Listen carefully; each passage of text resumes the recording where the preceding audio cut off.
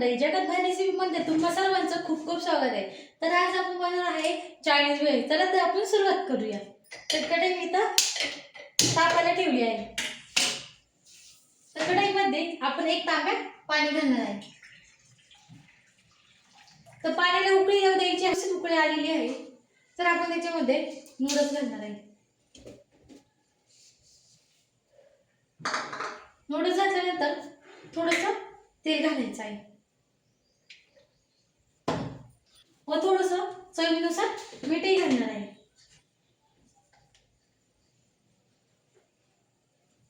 तर आपण नूडल्सला मोकळं करून घेणार आहे। अशा प्रकारे काटेच्या चमच्याच्या साहाय्याने असं मोकळं करून घ्यायचं आहे, जेणेकरून नूडल्स लवकर शिजले जातील। अशा प्रकारे आपण सगळे नूडल्स मोकळे करून घेतात। तर व्यवस्थित 5 ते 6 मिनिटं नूडल्स आपले चांगले शिजून घ्यायचे आहे। आपण नूडल्स शिजेपर्यंत आपण इथं पत्ताकोबी चिरून घेतलेला आहे। अशा प्रकारे चिरून घ्यायचा आहे। हे व्यवस्थित शिजलेले आहे।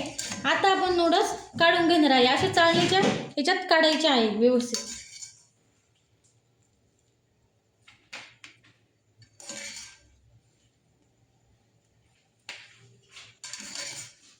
अशा प्रकारे आपण सगळे नूडल्स काढून घेतलेले आहे। तर याचं पाणी आहे, आपण हे पाणी टाकून देणार आहे। तर अशा प्रकारे नूडल्स थंड व्हायला 5 ते 10 मिनिटं ठेवून देणार आहे। आपण नूडल्स थंड व्हायला ठेवल्यानंतर आपण त्याच्यावर थोडंसं पाणी टाकणार आहे, जेणेकरून थोडीशी नूडल्स लवकर गार पडतील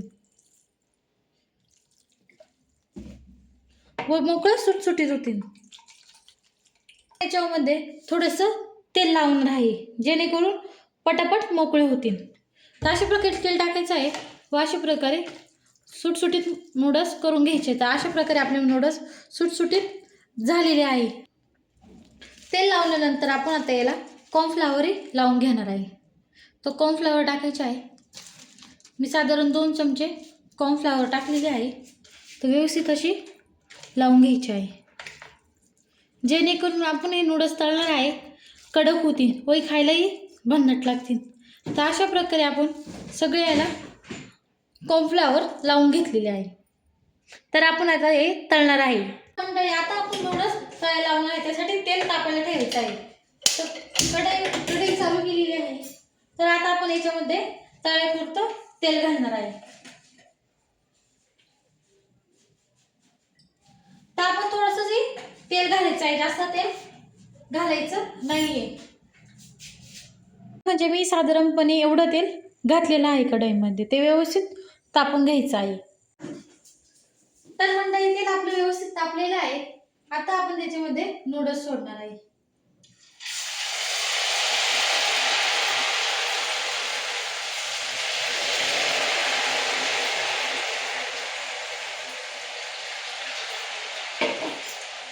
तर काटेच्या चमच्याने थोडेसे आपण हलवून घेणार आहे। तर अशा प्रकारे आपण तळायला टाकलेलं आहे। तो व्यवस्थित गुलाबी रंग येईपर्यंत, म्हणजे लालसर रंग येईपर्यंत तळून घ्यायचे आहे। तर जास्त नूडल्स खाली चिटकतही नाही, तर आपले नॉर्मल चिटकलेले आहे ते आपण काटेच्या चमच्यासह काढून घेणार आहे। तर व्यवस्थित असे आपण खाली चिटकलेले व्यवस्थित असे काढलेले आहे। ते लालसर रंग येईपर्यंत हे मस्त आपण तळून घेणार आहे। तर मंडळी, व्यवस्थित असं लाल कलर आलेला आहे व असे कुरकुरीत झालेले आहे। तर आपण एका वाटीमध्ये काढून घेणार आहे। आता आपले उरलेले नूडल्स आहेत तेही व्यवस्थित तळून घेणार आहे।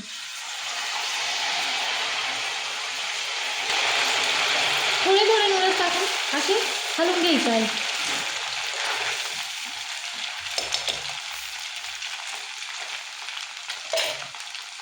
अशा प्रकारे आपण सगळे नूडल्स असे टाकून घेणार आहे।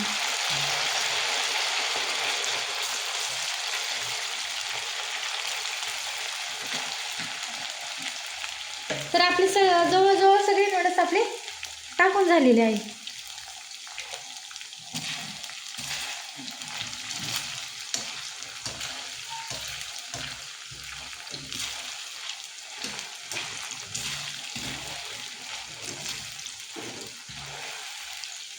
तर खाली चिटकली आहे, जास्त कडक झाले हो त्या आपोआप निघून येतात. ही तळली गेली आहे, हे बघा कशी सुरेख रंग आलेला आहे. तर हे पण आपण आता आपल्या वाटीमध्ये काढून घेणार आहे.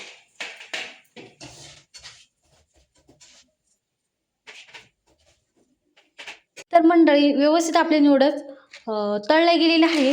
तर व्यवस्थित असा त्याला क्रंचपणा आलेला आहे, हे बघू शकता. तर आपण हे थंड झाल्यानंतर याचा असा बारीक काट्याच्या चमच्याच्या साहाय्याने चुरा करणार आहे. तर अशा प्रकारे सगळा चुरा आपण करून घेणार आहे.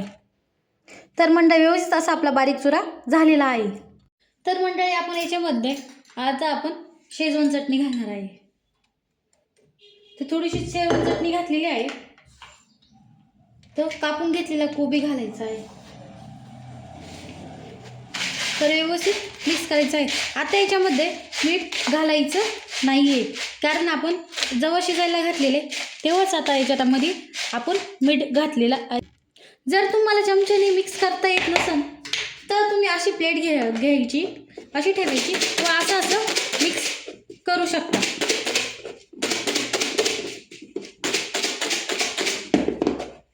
तर अशा प्रकारे आपली सगळं असं मिक्स झालेलं आहे. तर मी शेजवान चटणी थोडी घातलेली आहे. तुम्हाला जर जास्त तिखट चालत असेल तर तुम्ही जास्तीसुद्धा घालू शकता. तर आपण या प्लेटमध्ये काढणार आहे.